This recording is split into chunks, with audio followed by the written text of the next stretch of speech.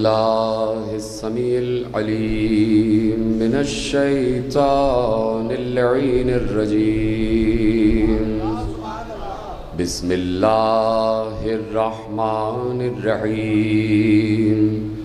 الحمد لله المعروف من غير رؤية والخالق من غير روية الذي لم يزل قائما دائما إذ لا سماء ذات أبراج ولا ليل داج ولا بحر ساج ولا أرض ذات مهاد ولا خلق ذو اعتماد والصلاة والسلام والتحية والإكرام على نبي الرحمة وخازن المغفرة وقائد الخير والبركة ومنقذ العباد من الهلكة سيدنا ومولانا أبي القاسم محمد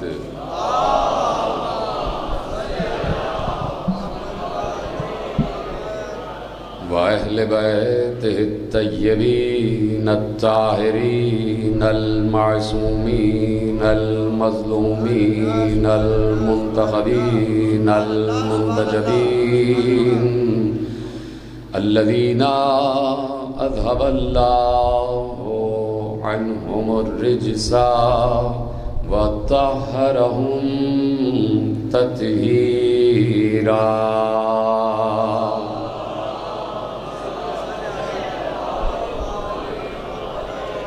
أما بعد فقد قال الله سبحانه وتعالى في محكم كتابه المجيد وفرقانه الحميد وقوله الحق. بسم الله الرحمن الرحيم. يعرفون نعمة الله ثم ينكرونها وَأَكْثَرُهُمُ الْكَافِرُونَ. صلوات پڑھے محمد وعلی محمد.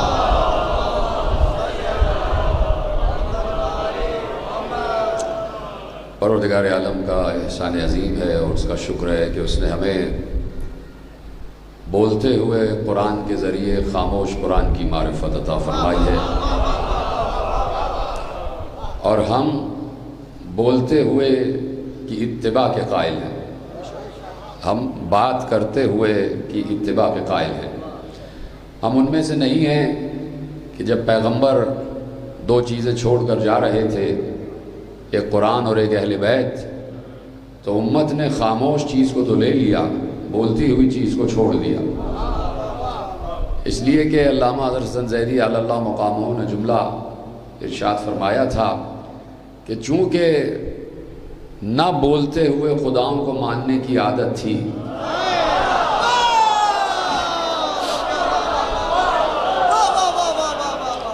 خاموش خداؤں کو ماننے کی عادت تھی، تو اس لیے کتاب لے لی کہ جو بولتی ہی نہیں ہے، اور ایسے کو نہیں لیا کہ جو بولتا ہے.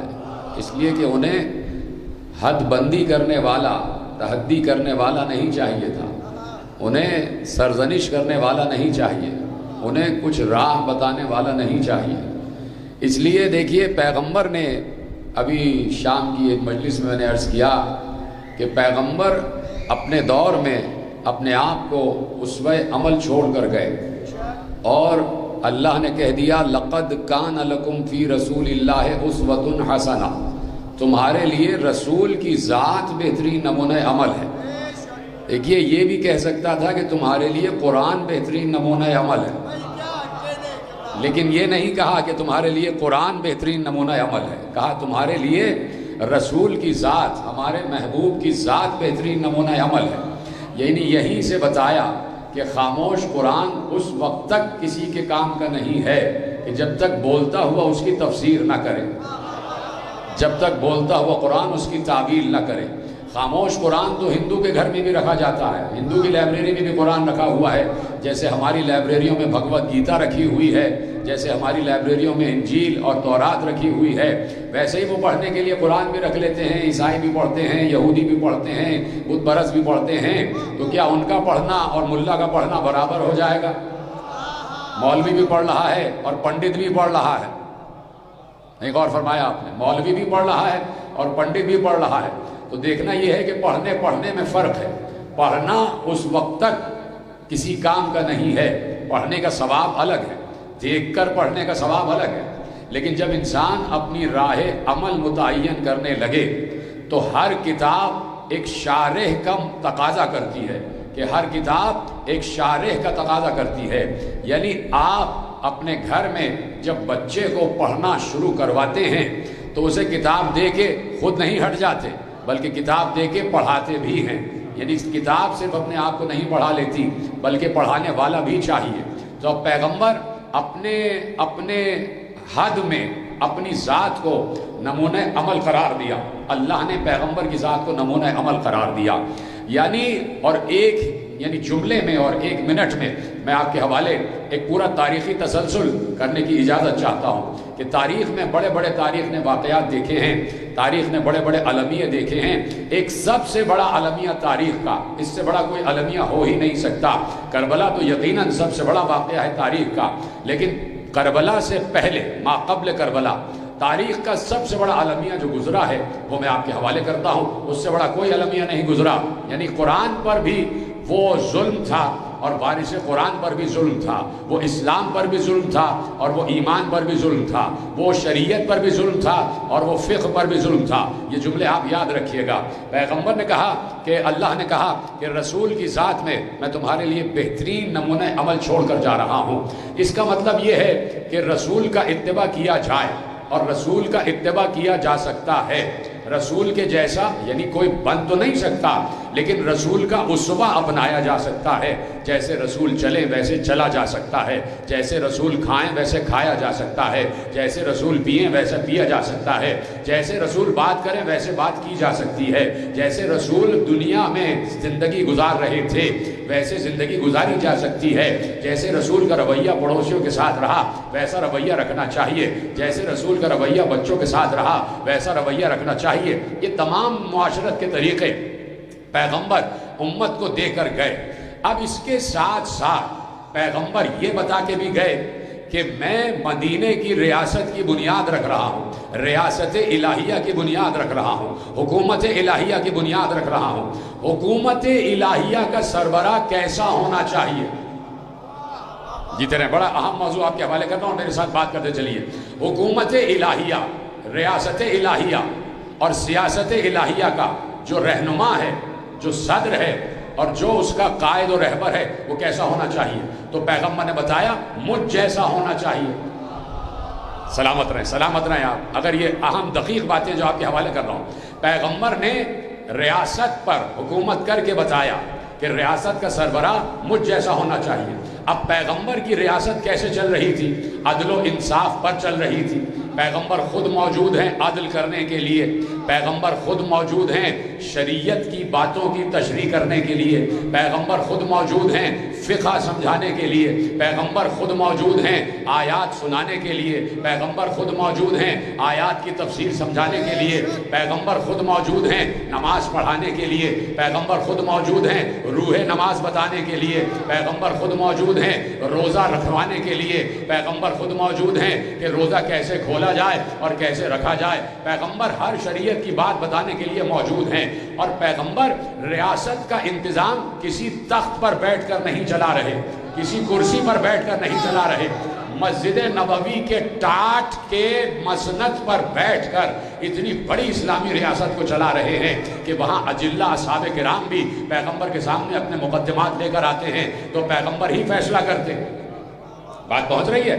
یعنی اتنی بڑی ریاست جو پیغمبر نے قائم کی، اتنی بڑی نبوت جو پیغمبر نے قائم کی، اتنی بڑی رسالت جو پیغمبر نے قائم کی، اس کے فیصلے، اس کا آئین، اس کا قانون، اس کی اسٹریٹجی، اس کے انتظامات پیغمبر مسجد نبوی میں چٹائی کے مسند پر بیٹھ کر حل کرتے تھے۔ یعنی بتایا کہ ایک سربراہ کو کیسا ہونا چاہیے، ایک سربراہ کو کیسا ہونا چاہیے، اور پھر سربراہ بھی ہیں، فاقہ بھی کر رہے ہیں، جیتے رہیں سلامت رہیں، سربراہ بھی ہیں، فاقہ بھی کر رہے ہیں، سربراہ بھی ہیں اور اس کے ساتھ ساتھ وہ امور بھی انجام دے رہے ہیں کہ جو امور خارداری کہلاتے ہیں۔ ازواج میں عدل و انصاف، اولاد میں عدل و انصاف، اصحاب میں عدل و انصاف، توجہ فرما رہے ہیں، یعنی معاشرے میں عدل و انصاف بھی برت رہے ہیں، اور حکومت کے فیصلے بوریے پر بیٹھ کر ہو رہے ہیں، فاقے بھی کر رہے ہیں، سائل آ رہا ہے تو اس کی ضرورت کو پورا بھی کر رہے ہیں، فقیر آ رہا ہے تو اس کی ضرورت کو پورا بھی کر رہے ہیں، بے لباس آ رہا ہے تو اسے لباس بھی عطا فرما رہے ہیں۔ یعنی پیغمبر نے بتایا کہ یہ کسی انسان کو جو تخت حکومت ہے یا جو مسند حکومت ہے اس کو پرتعیش جگہ نہیں سمجھنا چاہیے، بلکہ یہ ایک ذمہ داری ہے، اور یہ ذمہ داری سربراہ پر پوری رعایا کے حوالے سے عائد ہوتی ہے کہ ہر رعایا کا فرد اس سربراہ کے زیر نگین ہے اور اس کی رعایا میں ہے۔ اس لیے چونکہ وہ ولی ریاست ہے، ولایت اس کے پاس ہے، تو اب کائنات میں جہاں جہاں تک اس حکومت کی حدیں جا رہی ہیں، ہر شخص کی ضرورت پوری کرنا والی ریاست کا کام ہے۔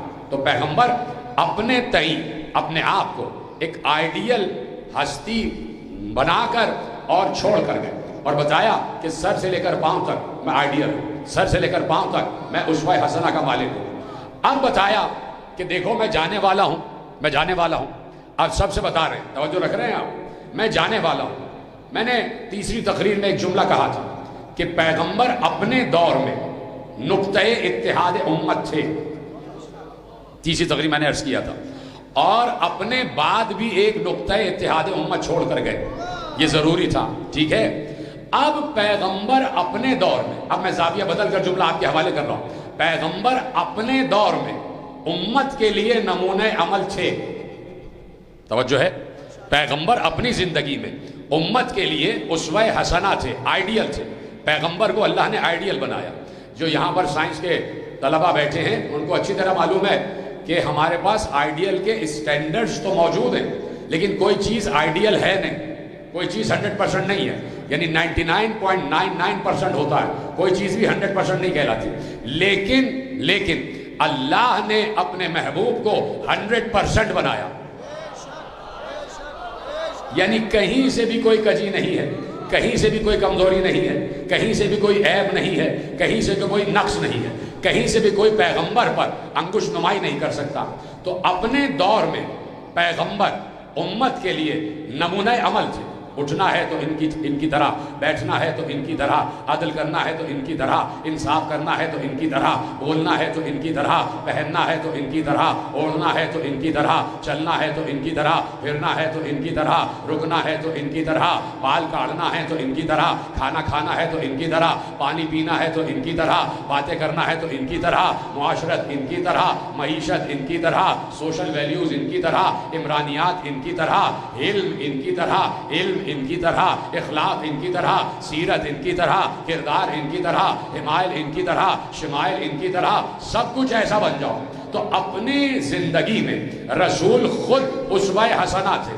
اب میں پوچھنا چاہتا ہوں امت سے کہ رسول جا رہے تھے اور رسول اس دنیا سے جانے والے تھے، تو اب کیا اسوہ حسنہ ختم ہو جائے گا؟ سوال پیدا ہو رہا ہے، کیا اسوہ حسنہ ختم ہو جائے گا؟ تو اب پیغمبر کے لیے ضروری ہے کہ اپنے بعد کوئی ایسا تربیت یافتہ، خصوصی تربیت یافتہ چھوڑ کر جائیں کہ جس کی پیروی کرنا ویسا ہی ہو جیسے پیغمبر کی پیروی کی گئی۔ اتنی مشکل بات نہیں ہے۔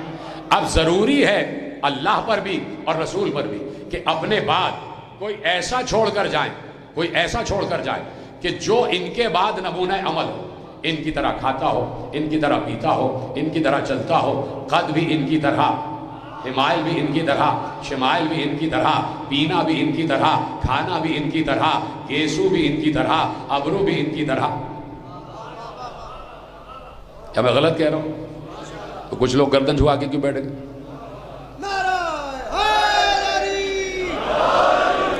دیکھیں میں ایک فکری گوشہ آپ کے حوالے کر رہا ہوں اور تاریخ کا ایک بہت بڑا المیہ، میں نے کہا نا اس جملے کو یاد رکھیے گا اور وہ آپ کے حوالے کروں گا، لیکن یہ تمہیداً کچھ جملے آپ پہلے سن لیں کیونکہ یہ تقریر لائیو جا رہی ہے اور کئی مقامات پر دیکھی جا رہی ہے، تو جو لوگ بیٹھ کر سن رہے ہیں، جو افکار کے حامل ہیں اور جو فکر کرنے کی صلاحیت رکھتے ہیں، عادت رکھتے ہیں، ان تک ایک جملہ کہ بھائی پیغمبر اپنے بعد اپنے جیسا چھوڑ کر جائیں گے، ضروری ہے، اس لیے کہ اسوہ حسنہ ختم نہیں ہوگا، اس لیے کہ قرآن کی یہ آیت آج بھی موجود ہے، لقد کان لکم فی رسول اللہ اسوۃ حسنہ۔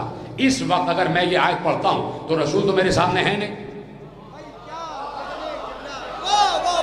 لقد کان لکم فی رسول اللہ اسوۃ حسنہ، تمہارے لیے رسول کی ذات بہترین نمونہ عمل ہے۔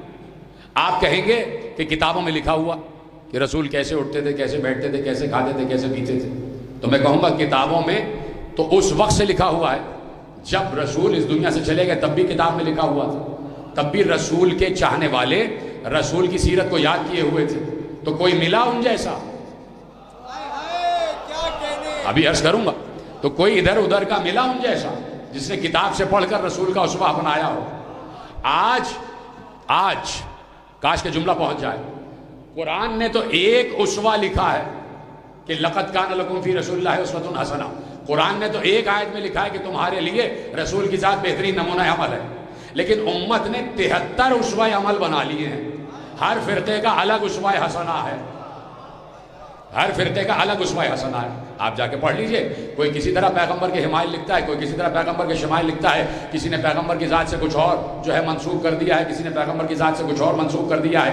میرا عرض کرنا یہ ہے اور میری فکر یہ ہے کہ پیغمبر ضروری ہے کہ کوئی نہ کوئی اسوہ عمل چھوڑ کر جائے، اس لیے اپنے بعد ایک خصوصی تربیت یافتہ کردار پیغمبر نے 23 برس میں تیار کیا۔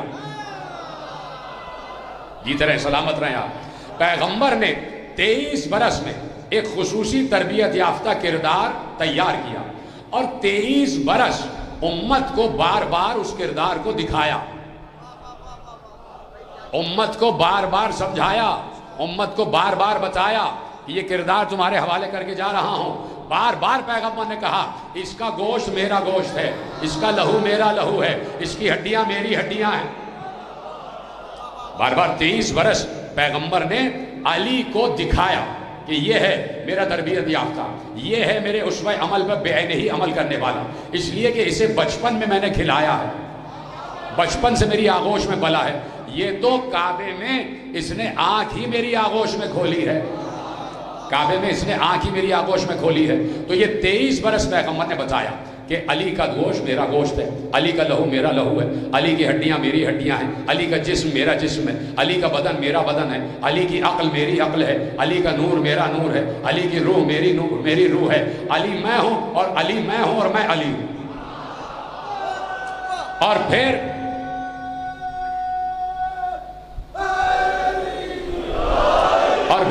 پیغمبر نے یہ کہا کہ دیکھو کوئی بھی ریاست بغیر علم نہیں چل سکتی، بغیر علم نہیں چل سکتی، جاہل ریاست کو نہیں چلا سکتا، اس لیے کہا کہ انا مدینۃ العلم وعلی بابھا، بتا دیا کہ شہر علم کا دروازہ علی ہے۔ اب وہ علیحدہ بات ہے کہ کوئی کھڑکی بن جائے، کوئی پرنالہ بن جائے، کوئی چھت بن جائے، دیکھیے کھڑکی بنتا ہے تو بن جائے، پرنالہ بنتا ہے تو بن جائے، چھت بنتا ہے تو بن جائے، لیکن دروازے کی جو اہمیت ہے وہ کم نہیں کی جا سکتی۔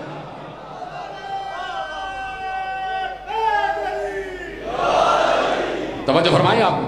تو اب میرے عزیزوں، پیغمبر نے علی کی سیرت کو ترتیب دیا، علی کی سیرت کو ترتیب دیا اور دعوت ذوالعشیرہ سے لے کے اور غدیر تک علی کا تعارف کرایا۔ 23 برس امت کے کانوں میں علی گھول دیا۔ جیتے رہے، سلامت رہے۔ اور جو ان 23 برسوں میں پیدا ہوئے، جو نبوت کے 23 برسوں میں بچے پیدا ہوئے، ان کی ماں سے کہا گھٹی میں کچھ اور دینے کے بجائے علی پلا دینا، علی پلا دینا، گھٹی میں علی پلانا۔ تو 23 برس علی کا تعارف کرایا، اور اس لیے تعارف کرایا کہ اگر کوئی کسی تک میرا پرسیپشن پہنچتا ہے، کوئی اگر، میں جان بوجھ کے لفظ استعمال کر رہا ہوں، نہیں تو میں انگریزی کے الفاظ استعمال نہیں کرتا، اگر کوئی میرا ریپلیکا ہے تو وہ علی ہے، تو وہ علی ہے۔ اگر کوئی میرا سایہ ہے تو وہ علی ہے، اگر کوئی میری پرچھائی ہے تو علی ہے، اگر کوئی میرا آئینہ ہے تو علی ہے۔ اس لیے کہا میرا پہلا بھی محمد، یہ کہا نا کہ ہم سب کے سب محمد ہیں۔ تو اب پیغمبر محمد بعد محمد چھوڑ کر جا رہے تھے، اتنی تعریفیں کی کہ علی کا تعارف کرا دیا۔ اب سمجھ گئے سب کہ یہ اپنے بعد مسند خالی چھوڑنے کے موڈ میں نہیں ہے، یہ اپنے بعد علی کو بٹھا کر جائیں گے۔ اور بار بار کہہ دیا تھا کہ علی میرے بعد جو ہے وہ تمہارا امام ہے، بار بار کہا کہ میرے بعد تمہارا امام ہے، اور علی اعلم امتی، میری امت کا سب سے بڑا عالم علی ہے، سب سے بڑا عالم علی ہے۔ تو بتا دیا، سب سمجھ گئے کہ بھئی یہ علی کو چھوڑ کر جا رہے ہیں، اور ان کے بعد یقیناً علی ہی کو بیٹھنا، سب یہ سمجھ رہے تھے۔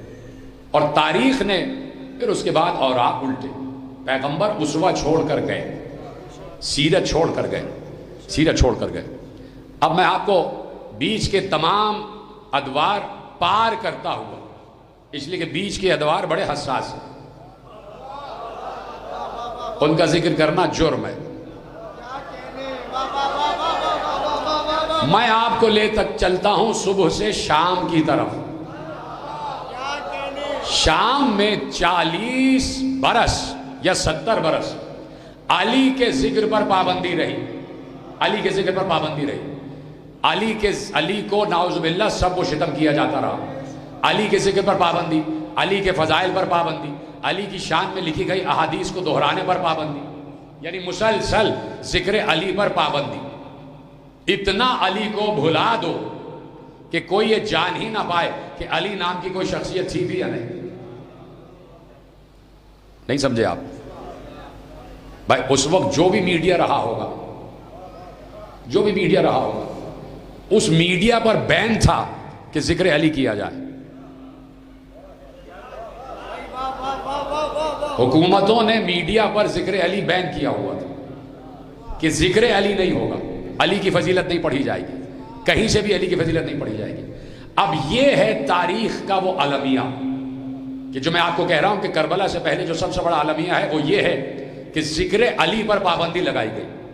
وجہ صرف یہ تھی کہ اگر علی کی فضیلت بیان کی جائے تو اس کا مطلب ہے کہ پیغمبر جو اسٹینڈرڈز چھوڑ کر گئے ہمیں انہی کو اپنانا پڑے گا، اور جب اپنانا پڑے گا تو علی سامنے آ جائیں گے۔ میں نے پتہ نہیں سمجھا سکا کہ نہیں سمجھا سکا۔ پیغمبر جتنے بھی معیارات اسوہ حسنہ کے چھوڑ کر گئے وہ علی کی ذات میں پہلے سے موجود ہیں، اور اگر علی کا ذکر ہوا تو پھر علی تو وہی اسٹینڈرڈز بیان کریں گے جو رسول چھوڑ کر گئے، لہٰذا علی ہی کے ذکر پر پابندی لگا، لہٰذا علی کو ہی اس قابل نہ جانا جائے کہ علی کا ذکر کیا جائے۔ لیکن میں کیا کروں کہ 40 برس ایک طرف، جملہ آپ کے حوالے کر رہا ہوں، مصائب نہیں پڑھ رہا، 40 برس ذکر علی پر پابندی رہی ایک طرف، اور شام کے دربار میں زین العابدین اور زینب کا خطبہ ایک طرف۔ یہ طرح سلامت رہیں۔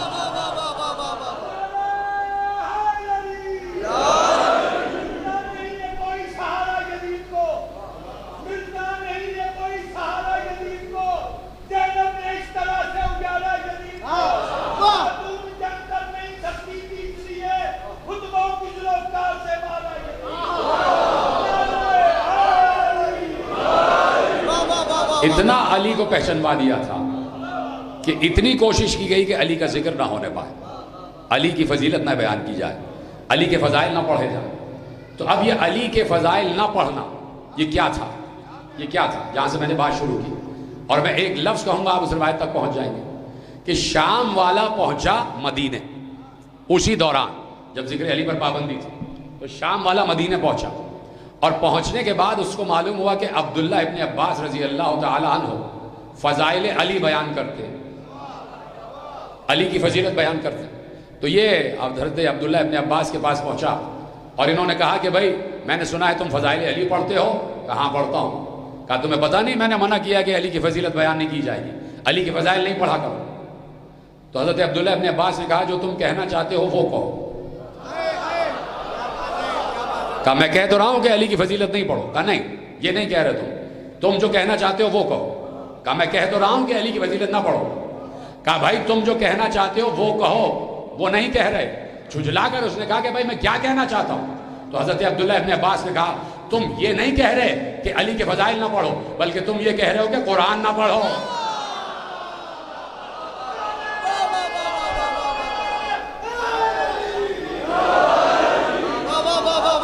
یعنی ایک صحابی محترم کی نگاہ میں ذکر علی پڑھنا ایسا ہی ہے جیسے قرآن کی آیتیں پڑھنا. ایک مقتدر صحابی کی نگاہ میں علی کے فضائل پڑھنا ایسا ہی ہے کہ جیسے قرآن پڑھنا. سمجھ رہے ہیں میری بات؟ تو انہوں نے کہا کہ بھائی نہیں میں نے یہ تو نہیں کہا کہ قرآن نہ پڑھو، قرآن پڑھو، قرآن پڑھو، اور بس یہ ہے کہ تفسیر وہ والی بیان نہ کرو، تفسیر وہ والی بیان نہ کرو جو بنی ہاشم بیان کرتے، جو یہ لوگ بیان کرتے. تو سنیں گے جملہ کہ حضرت عبداللہ ابن عباس نے کیا جواب دیا. کہا یہ کیسے ہو سکتا ہے کہ قرآن اترے تو بنی ہاشم کے صحن میں اور تفسیر بنو امیہ والی بیان کی جائے.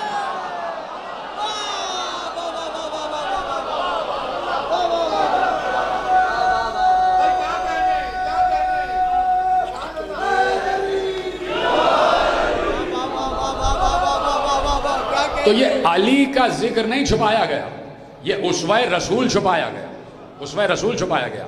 یعنی اگر وہ علی کو سربراہ مان لیتے تو علی کی سربراہی کا معیار کیا تھا؟ علی نے سربراہی کے معیارات نافذ کیے اور اسٹینڈرڈز علی نے بتائے کہ سربراہ مملکت کے معیارات کیا ہوتے. جب علی کے پاس خلافت آ گئی اور امت نے زبردستی علی کو خلیفہ بنا دیا،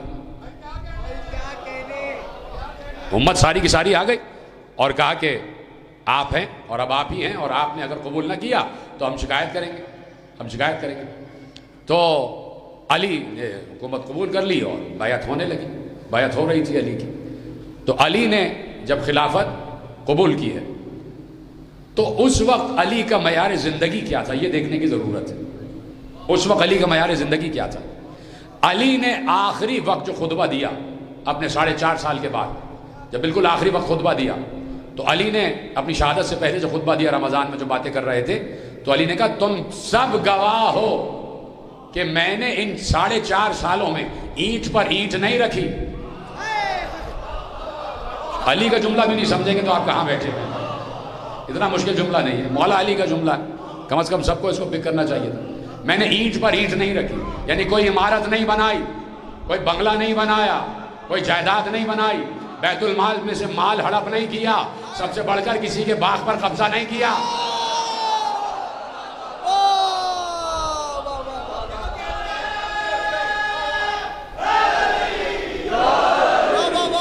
وہ تو فرمائیے آپ. اب علی کا معیار زندگی، جو علی کا معیار زندگی دوران خلافت تھا کہ جب علی سربراہ والی ریاست تو اتنا پھٹا ہوا لباس، بوسیدہ عبا پہنے ہوئے، لباس بھی پھٹا ہوا ہے، اس میں پیوند لگے ہوئے، لباس میں پیوند لگے ہوئے، اور جوتیاں جو ہیں نالین اس کے پیوند ایک سربراہ مملکت خود اپنی جوتیاں ٹاک رہا ہے. علی کو سمجھنا آسان ہے کیا؟ ایک سربراہ مملکت، میں چونکہ کیپٹل میں بیٹھا ہوں تو شاید کہیں کسی ہوا کے دوش پر ہوتی بھی تقریر کسی کے کانوں سے ٹکرا جائے، کہ شاید کوئی یہاں پر بیٹھا ہو بھلا آدمی اور جا کے ان چیزوں کو بتائے کہ ایک سربراہ مملکت کا معیار کیا ہوتا ہے. پھٹی ہوئی جوتی پہنے ہوئے، بوسیدہ نالین پہنے ہوئے، پیوند لگا لباس پہنے ہوئے، بوسیدہ عبا پہنا ہوا علی. اور ایسے میں حضرت عبداللہ ابن عباس نے کہا کہ مولا لباس تبدیل کر لیں، نیا لباس پہن لیں، آپ نیا لباس لے سکتے ہیں، لے لیجئے. تو کہا کہ سنو ابن عباس، اللہ نے ایک سربراہ مملکت کے لیے وہی معیار واجب قرار دیا ہے جو اس کی رعایا میں سب سے کم ترین فرد کا معیار ہوگا، سب سے پست ترین کا جو معیار ہوگا۔ تو مالک جو ہے، سربراہ جو ہے، اس کو اسی طرح رہنا ہے جیسے ایک بھوکا انسان رہ رہا ہے، کہ اس لیے بھی تاکہ امیروں کو عبرت حاصل ہو، امیروں کو بھی عبرت حاصل ہو کہ انہیں غریبوں کا خیال رکھنا۔ جوتیاں علی ٹاک رہے اور علی سربراہ مملکت، تو کہہ دیا کہ اچھا یہ چپل ہی بدل لیں۔ ابن عباس نے کہا یہ نالین ہی دوسری لے لیں، اس میں تو اب ٹانکا لگنے کی گنجائش بھی نہیں ہے، خود جوتیاں ٹانک رہے ہیں، اس میں تو اب ٹانکا لگنے کی گنجائش بھی نہیں ہے، یا علی کوئی نئی نالین لے لیں۔ اب علی جلال میں آئے، علی نے اپنی نالین کی طرف اشارہ کیا اور ابن عباس اور سب کو مخاطب کر کے کہا خلافتکم ازہد عندی من شس احادہ النار، تمہاری خلافت اور تمہاری خلافت کا تخت میری اس نالین سے کہیں پست ہے۔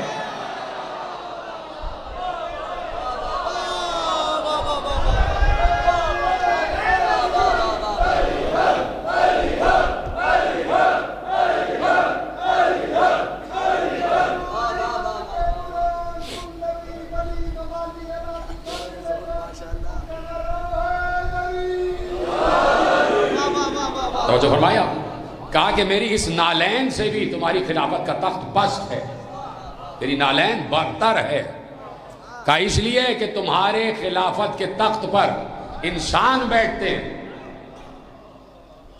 جملہ مکمل کروں، تمہاری خلافت کے تخت پر انسان بیٹھتے ہیں اور اس نالین میں عبد خدا کا پاؤں گیا ہوا ہے،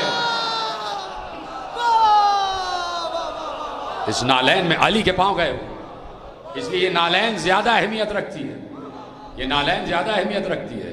یقین فرمائیں علی کی نالین کوئی معمولی نالین نہیں ہے، علی کا شاگرد ہے جبرائیل، علی کا شاگرد ہے جبرائیل، علی کا شاگرد ہے جبرائیل۔ پہلے 5 آدمیوں کی آواز آئی، دوسرے جملے میں 3 آدمیوں کی، تیسری مرتبہ جو پڑھا تو ایک ہی آدمی کی آواز آئی۔ علی کا شاگرد ہے جبرائیل۔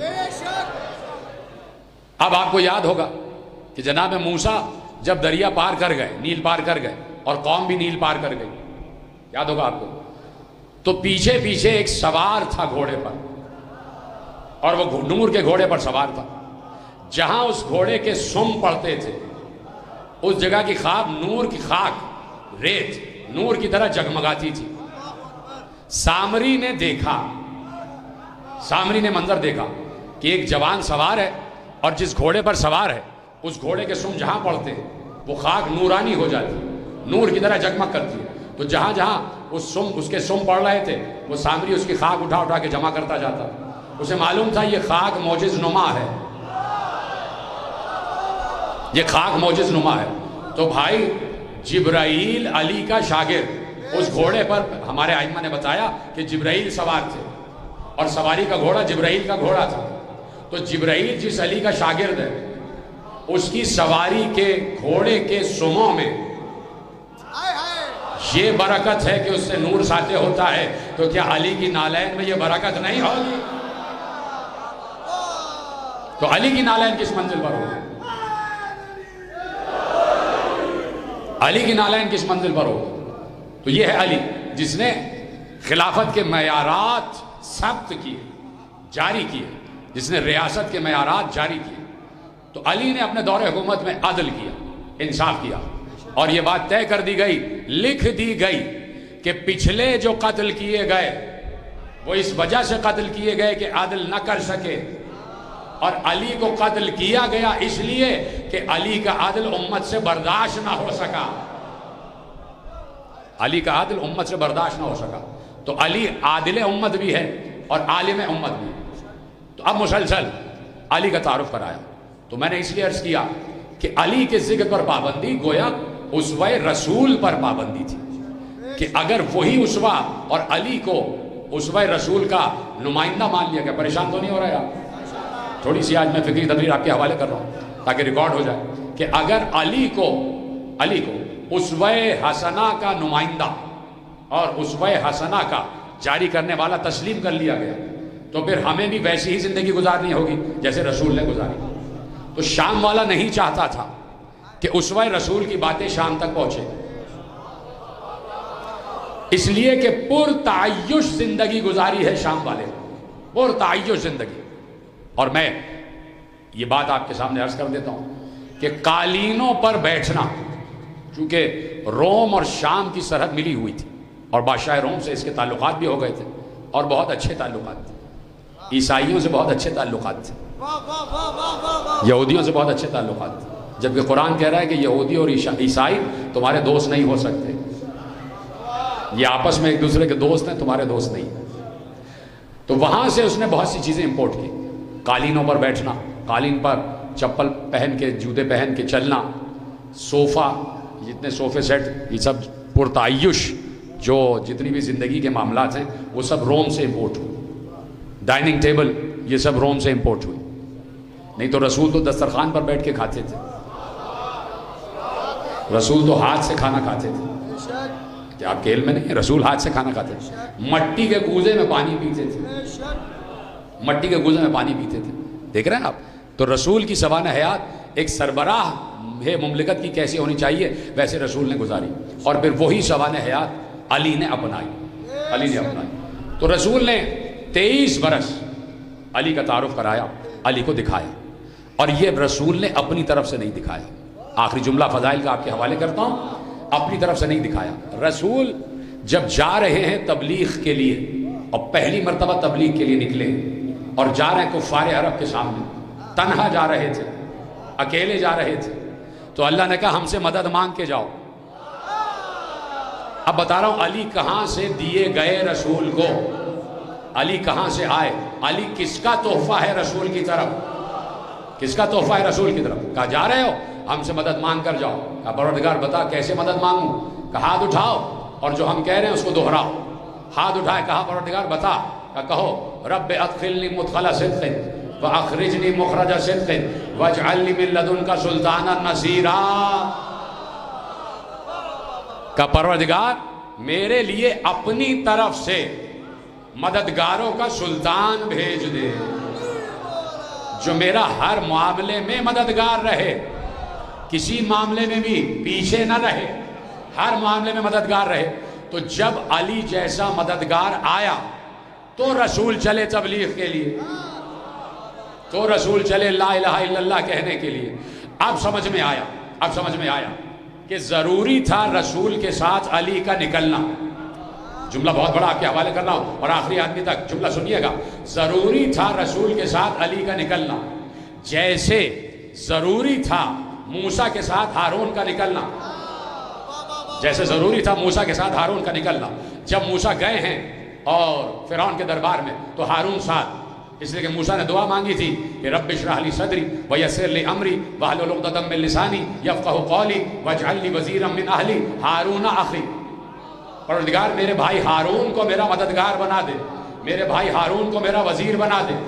تو اب وہاں پر بھی موسیٰ کے ساتھ ہارون کا جانا ضروری تھا۔ اب میں جملہ مکمل نہیں کروں گا، یہاں پر آ کر مکمل کروں گا۔ ادھر علی کا رسول کے ساتھ جانا ضروری تھا، اس لیے کہ کلمہ مکمل پڑھانا تھا، لا الہ الا اللہ محمد رسول اللہ۔ بولو نا تیسرا جملہ،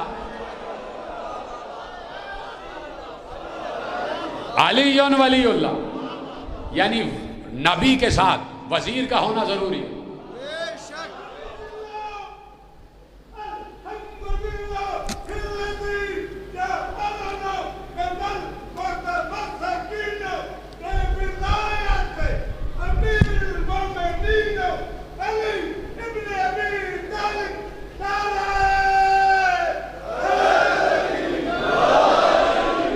توجہ فرمائی، یعنی کلمہ جائے تو مکمل جائے، لا الہ الا اللہ کا تو پیغام جا ہی رہا ہے، اللہ تو ساتھ ہے ہی، ادھر محمد رسول اللہ اور ساتھ میں علی ولی اللہ۔ تو علی کو لے جانا حکمتاً بھی ضروری تھا اور قدرتاً بھی ضروری تھا، اس لیے کہ وہاں سے بچوں کو بھیجا گیا رسول کے مقابلے پر۔ بھائی سنا ہوا معاملہ ہے آپ کا، ادھر سے ابو لہب نے، ابو جہل نے بچوں کو تیار کیا کہ جب رسول آ جائیں، جب ابن عبداللہ آئے تو تم پتھر مارنا، گٹھلیاں مارنا، کنکر بازی، سنگباری کرنا، اور کوئی اگر پوچھے گا تو ہم کہہ دیں کہ بچوں نے کیا، اور بچوں سے کیا باز پوچھ۔ تو اب سیاست الہیہ یہی تھی کہ بچوں کا جواب بچے ہی سے دیا جائے۔ 10 برس کے علی چلے رسول کے ساتھ، رسول لہو لہان ہو کے آئے تو دوسرے دن سے ابو طالب نے کہا علی اب تم ساتھ جانا، علی آج سے تم ساتھ جانا، تو علی کو بھیج دیا۔ تو باپ کم از کم ایسا تو ہو کہ اسے بچپن ہی سے بیٹے کے قوت بازو پر اتنا اعتبار ہو کہ وہ رسول کی حفاظت کے لیے اپنے بچے کو بھیج دے، اور یہ بھی نہیں کہ خود جا رہے ہوں، بتا دیا علی کافی ہے۔ جملہ بہت بڑا آپ کے حوالے کر دیا۔ ابو طالب کہہ رہے ہیں علی کافی ہے، علی کافی ہے، رسول کے لیے علی کافی ہے، اللہ تو ساتھ ہے ہی۔ اب اللہ کی طرف سے مددگار علی بن کے آئے، چلے ادھر سے بچوں نے پتھر بازی شروع کی، ادھر سے علی ایک بچے کے پاس گئے، کسی کی لات توڑی، کسی کا ہاتھ توڑا، کسی کا کندھا توڑا، کسی کے سر پہ زخم لگا دیا، کسی کے سر پہ زخم لگا دیا، کسی کے ہاتھ توڑ دیے، کسی کے پاؤں توڑ دیے۔ اب سب آئے ابو طالب سے شکایت کرنے کے لیے، تو ابو طالب کا وہی جواب تھا کہ بچوں کی بات ہے۔ علی کو بلایا، علی ادھر آئیے، جی بابا آپ نے ان کے بچوں کو مارا؟ کہا جی بابا مارا ہے، بالکل مارا ہے۔ کہا کیوں مارا ہے؟ کیوں مارا ان کے بچوں کو؟ کہا کہ میرے بھائی جب تبلیغ کے لیے نکلتے ہیں تو یہ بچے ان کو مارتے ہیں۔ کہا علی محمد کی حفاظت کے لیے مارا ہے؟ کہا ہاں۔ کہا پھر قیامت تک مارتے رہنا، میں کچھ نہیں کہوں۔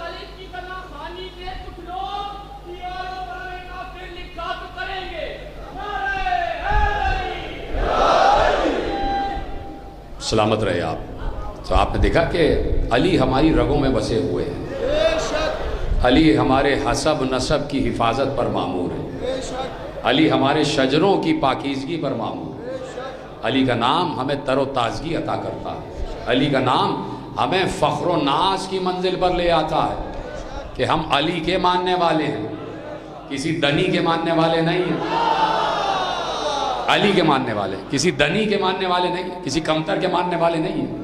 علی اعلیٰ نے جس کو علی کہا، نام تو علی تھا، لغت میں لکھا ہوا تھا، سب سے پہلا علی تو اللہ ہے نا، اللہ نے جو سب سے پہلے اپنا نام رکھا وہ تھا علی العظیم۔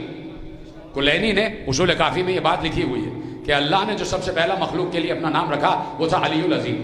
تو نام تو علی العظیم اللہ کا تھا، علی تو نام تھا، اللہ کا نام علی تھا۔ اس کے بعد یہ نام پردے میں چلا گیا، غیب میں چلا گیا۔ وہ الگ بات ہے کہ کل نام غیب میں تھا، آج کا علی غیب میں ہے۔ نام غیب میں رہا، نام تھا عربی کا، عربی نام تھا، عربی میں نام تھا علی، لیکن اللہ نے یہ نام سب کی نگاہوں سے چھپا دیا تھا کہ سب سے پہلے میرے بعد اگر کوئی علی ہوگا تو وہ بنت اسد کا بیٹا ہوگا، تو ابو طالب کا بیٹا ہوگا۔ تو علی ہماری روحوں میں بسے ہوئے ہیں، ہماری زندگی کا نام ہے علی، ہمارے نقوش تربیت کا نام ہے علی، ہمارے اعتبار کا نام ہے علی، ہمارے اعتماد کا نام ہے علی، ہمارے عقیدے کا نام ہے علی، ہمارے یقین کا نام ہے علی، ہمارے مشکل کشا کا نام ہے علی، ہمارے حاجت روا کا نام ہے علی، ہمارے لجپال کا نام ہے علی، ہمارے سخی کا نام ہے علی، ہمارے کریم کا نام ہے علی، ہمارے انداتا کا نام ہے علی، ہمارے ناخدا کا نام ہے علی، نصیری کے خدا کا نام ہے علی۔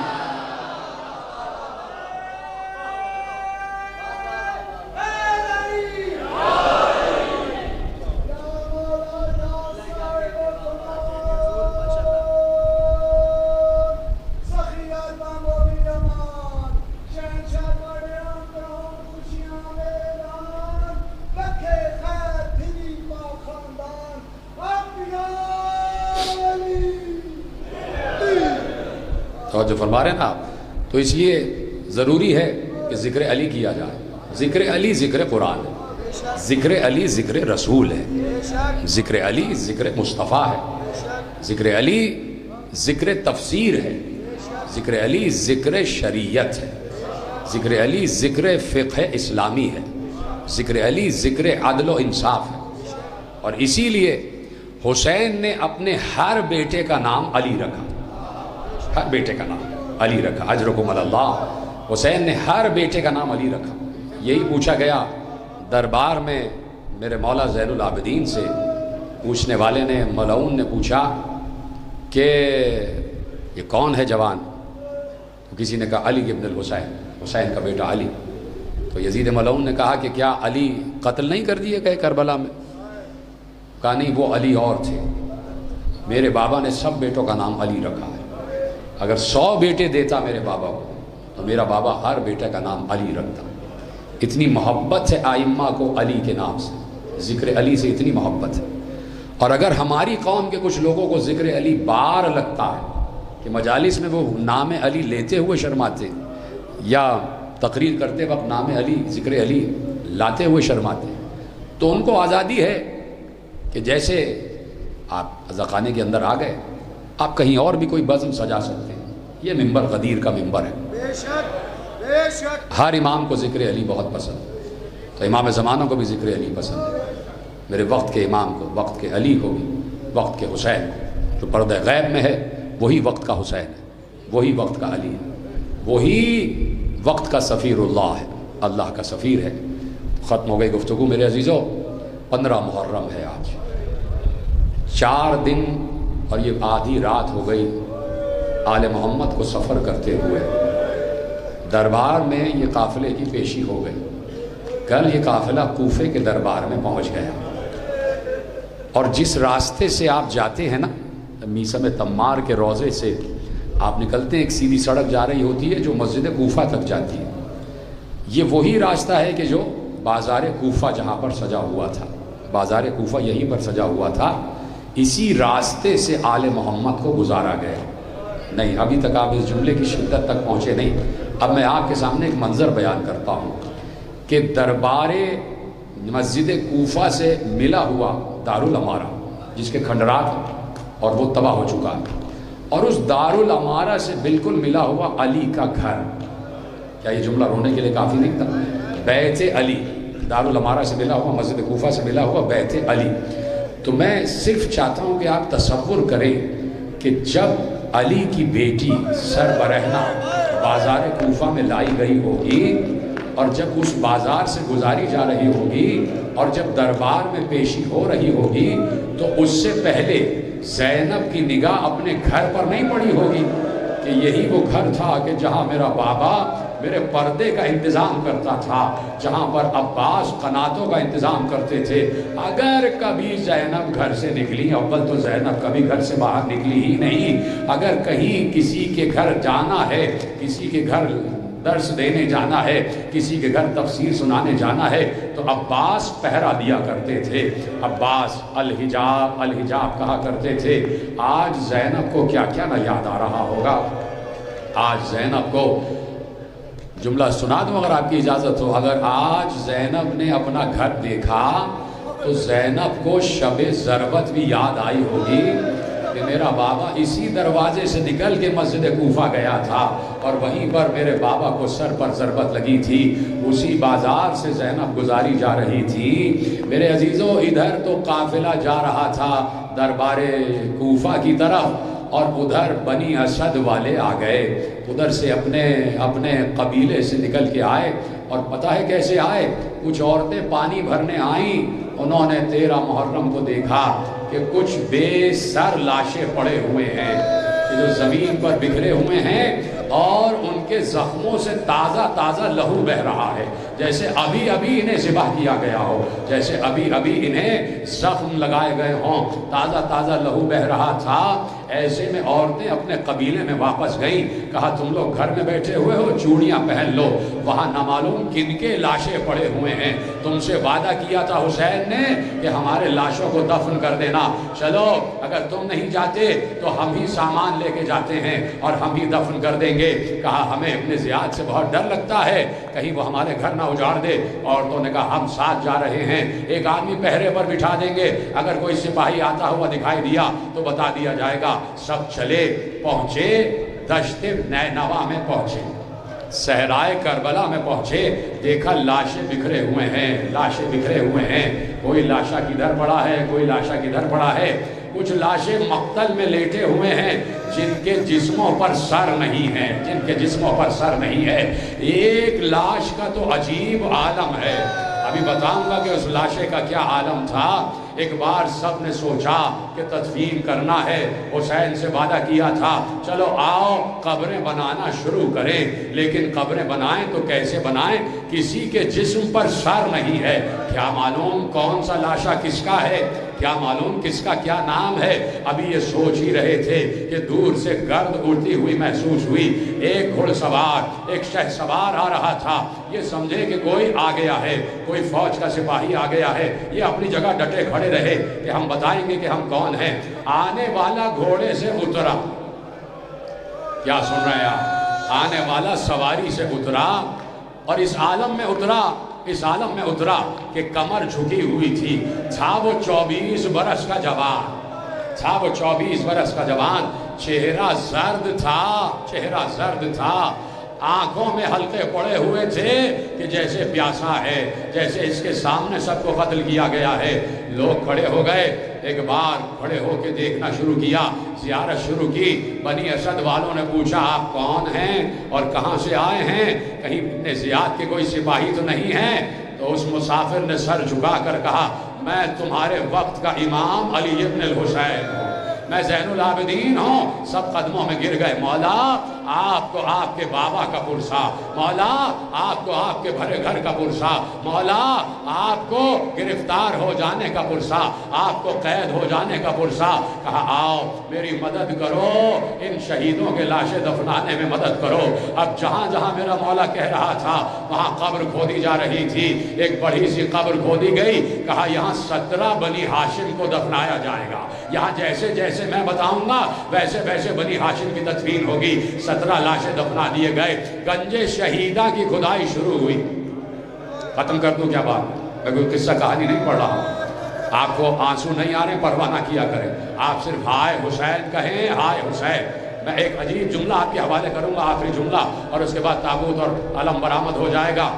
گنج شہیدہ، بڑی قبر کھودی گئی، اس میں حسین کے انصار کو داخل کر دیا گیا، دفن کر دیا گیا، قبروں کو برابر کر دیا گیا۔ ایک قبر الگ سے کھودی گئی، کہا یہ کس کے لیے، کہا یہ میرے بابا کا چاہنے والا حبیب، حبیب ابن مظاہر۔ الگ سے قبر کھودی گئی، اور کا لاشا الگ دفنا دیا گیا۔ پوری کربلا کا نقشہ میرے زین العابدین مولا نے تیار کیا۔ اب سنو گے کہ کیا ہوا۔ ایک لاشا ایسے پڑا ہوا تھا کہ اس کے سینے پر معلوم ہوتا تھا جیسے گوشت کا ٹکڑا پڑا ہوا ہے۔ معلوم نہیں یہ مسائل کیسے سنو گے، ہاں تمہیں چادر زہرا کا واسطہ ہے، بس ہائے ضرور کہہ دینا۔ اس کے سینے پر، اس کے جسم پر سر نہیں تھا، لیکن سینے پر معلوم ہوتا تھا جیسے گوشت کا ٹکڑا پڑا ہوا ہے۔ پوچھا گیا یہ کس کا لاشا ہے، کہا یہ میرے بابا حسین کا لاشا ہے، یہ فرزند رسول کا لاشا ہے۔ کہا یہ گوشت کا ٹکڑا کیسے نظر آ رہا ہے، سر سے ہاتھ مار کر کہا ارے یہ میرا ننھا بھیا علی اصغر ہے، یہ میرے بھیا علی اصغر کا لاشا ہے۔ ایک بار آگے بڑھے، ایک لاشے کو اٹھایا، ایک لاشے کو اٹھایا، یہ جس کا لاشا ہے، کہا یہ میرے جوان بھائی علی اکبر شفیع رسول کا لاشا ہے۔ اور ایک قبر کھودی گئی، بڑی سی قبر کھودی گئی، پائنچی علی اکبر کو لٹا دیا گیا، پائنچی علی اکبر کو دفن کر دیا گیا۔ اب سینے پہ ہاتھ مار کر جملہ سن لینا، میں بھی سینے پہ ہاتھ مار رہا ہوں۔ جیسے ہی بیٹے نے باپ کا لاشا اٹھانا چاہا، کبھی ہاتھ ٹوٹ کر نیچے آ جاتا، کبھی بایاں ہاتھ ٹوٹ کر نیچے آ جاتا، کبھی قدم ٹوٹ کر نیچے آ جاتا۔ حسین کی لاش کا یہ عالم تھا کہ کوئی عزم بدن سلامت نہیں تھا، اس لیے کہ گھوڑے دوڑائے گئے تھے، حسین کی لاش پر گھوڑے دوڑائے گئے تھے. ایک بار ایک چٹائی منگوائی, اس پر حسین کے لاشے کو اٹھا کر زین العابدین نے رکھا. سب نے چاہا کہ ہم مدد کریں, کہا نہیں سب ہٹ جاؤ, میں اپنے بابا کو خود دفن کروں گا. بیٹے نے بابا کا لاشا اٹھایا اور لاش کو قبر میں رکھا. بہت دیر تک بیٹا باپ کے لاشے سے لپٹا رہا اور سینے پر علی اصغر کو سلا دیا. سینے پر, آج تک سینہ حسین پر علی اصغر آرام کر رہے ہیں. قبر کو بند کر دیا گیا. زین العابدین نے اپنے ہاتھوں سے لکھا, یہ قبر ہے پیاسے حسین ابن علی کی. لکھ دیا ھذا قبر حسین ابن علی, لکھ دیا کہ جسے پیاسا قتل کیا گیا. ختم ہو گئی گفتگو. یہ تو میں نے پڑھ دیا نا کہ حسین کے لاشے کا کیا عالم ہوا تھا, اور آپ نے سنا. جو سننے کا حق تو نہ آپ ادا کر سکتے ہیں, نہ پڑھنے کا حق میں ادا کر سکتا ہوں, اس لیے کہ لاش حسین کے ساتھ جو ہوا ہے وہ بیان سے باہر ہے. ایک مرتبہ لاشا پامال ہوا, پہلی مرتبہ 10 گھوڑوں سے لاشا پامال ہوا, اور گھوڑے سواروں نے خود مختار سے کہا تھا ہم نے حسین کی ہڈیوں کی ٹوٹنے کی آواز سنی. حسین کی پسلیاں ٹوٹ رہی تھی. دوسری مرتبہ عمر سعد نے کہا ان لاشوں پر, حسین کی لاش پر اتنے گھوڑے دوڑا دو کہ لاش کا قیمہ بن جائے, تاکہ حسین کی لاش دفنانے کے قابل نہ رہے. اس وقت فضہ نے ایک شیر کو بلایا تھا کہ جب شیر فضہ آیا ہے اور اس نے لاش کی حفاظت کی ہے. نہیں تو ایک مرتبہ تو حسین کا لاشا پامال ہو چکا تھا. اتنا ظلم ہوا ہے حسین کے لاشے پر. بن گئی قبر, لکھ دیا اپنے ہاتھوں سے دست خدا نے کہ یہ قبر ہے مظلوم پیاسے بے کس کی قبر, حسین ابن علی کی قبر. سب نے کہا مولا ساری تدفین ہو گئی, سارے لاشیں دفن ہو گئے. کہا کہاں بھی سارے لاشیں دفن ہوئے, آؤ میرے ساتھ چلو, ایک لاشا ابھی رہ گیا ہے, وہ کنارے فرات کے ہے. میرے چچا عباس کا لاشا, میرے آقا عباس کا لاشا. پہنچے تو عباس کے دونوں شانے کٹے ہوئے تھے, عباس کے جسم پر سر نہیں تھا, عباس کی لاش بھی ٹکڑے ٹکڑے ہوئی تھی. بھتیجے نے چچا کی لاش کو اٹھایا, چچا کی لاش کو اٹھایا. سنو گے کہا کہ یہ لاش تو ہم سے اٹھتی نہیں. بنی اسد نے کہا کہ جب آپ آ رہے تھے ہم نے پہلے آپ کے بابا کی لاش کو اٹھانا چاہا, ہم سے یہ لاش نہ اٹھ سکی, ہم سے یہ لاش نہ اٹھ سکی. آپ نے ایک ہاتھ سے اٹھا لی. اور میرے ساتھ ملائکہ شریک ہے, اس لاشے کو اتنا ہلکا نہ سمجھنا, یہ ذبح عظیم ہے, معصوم کا لاشا ہے, معصوم ہی اٹھا سکتا ہے. پھر آئے ابو الفضل کے لاشے پر آئے, سقائے سکینہ کے لاشے پر آئے, زینب کی آس کے لاشے پر آئے, سکینہ کے چچا کے لاشے پر آئے, اہل حرم کے پردوں کے آسنے کی لاشے پر آئے. چچا عباس کے لاشے کو اٹھایا, قبر بنا دی گئی دفن کرنے کے لیے. زین العابدین قبر میں اترے, کہا سب سے کہا پیچھے ہٹ جاؤ. زین العابدین قبر میں اتر گئے. بہت دیر ہو گئی جب زین العابدین, آخری جملہ, بہت دیر ہو گئی جب زین العابدین قبر سے باہر نہ آئے تو لوگوں نے سمجھا کہیں ایسا تو نہیں ہمارے چوتھے امام کا دم تو نہیں نکل گیا, کہیں جان جانے آفری کی سبت تو نہیں ہو گئی. سب ڈرتے ڈرتے آہستہ آہستہ آگے بڑھے. اب جیسے ہی قبر پر نگاہ پڑی تو دیکھا بھتیجا چچا کے سینے سے لپٹا ہوا ہے اور کٹی ہوئی رگوں کو چوم چوم کر کہہ رہا ہے چچا آپ کے جانے کے بعد خیموں کو جلا دیا گیا, آپ کے جانے کے بعد چادریں چھن گئی, آپ کے جانے کے بعد سکینہ کے تماچے لگے. اے چچا ہمیں بازاروں میں درباروں میں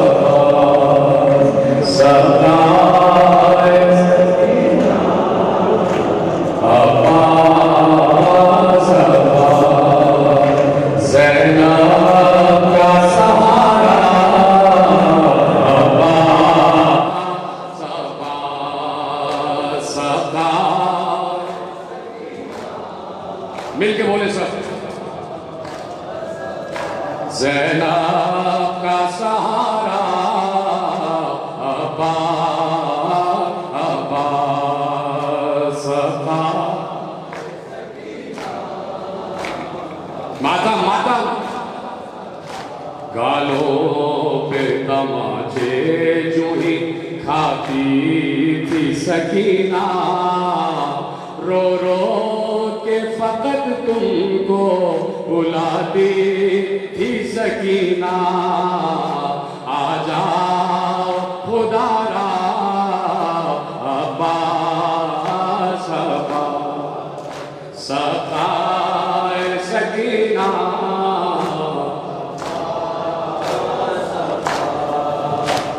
سقائے سکینہ تم تھے میری چادر کے محافظ میرے بھیا تم سو گئے میدان میں میرا چھن گیا پردہ سر کھل گیا میرا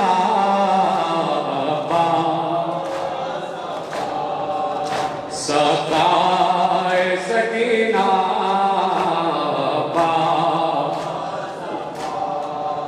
سقائے سکینہ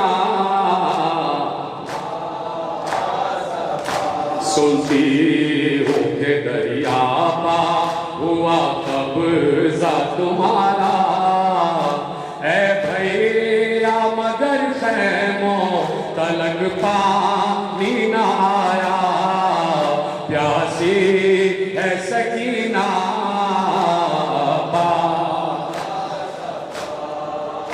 سقائے سکینہ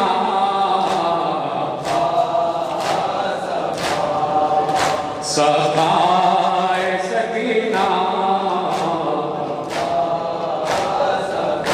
شبیر کا سر پوش سے جب کاٹا گیا تھا خنجر کے تلے بھائی کے دو بار کاٹا آؤ میرے بھیا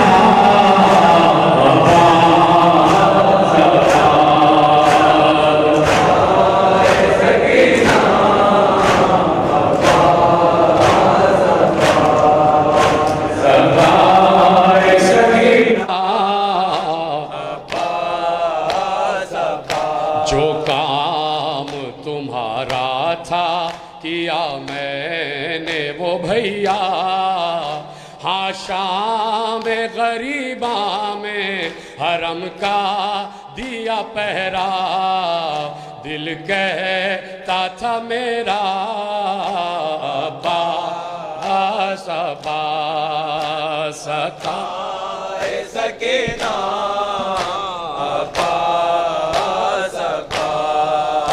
سقائے سکینہ عباس اللہ کسی کو بھی دکھائے نہ یہ منظر بے پردہ بہن بھائی کا سر نیزے کے اوپر اور بھائی بھی ایسا عباس عباس سقائے سکینہ عباس عباس سقائے سکینہ آخری دو بند آتا ہے نظر نیزے پہ جب سر یہ تمہارا کس طرح کہوں دل پا گزرتی ہے میرے کیا پھٹتا ہے کلیجہ عباس عباس سقائے سکینہ عباس عباس سقائے سکینہ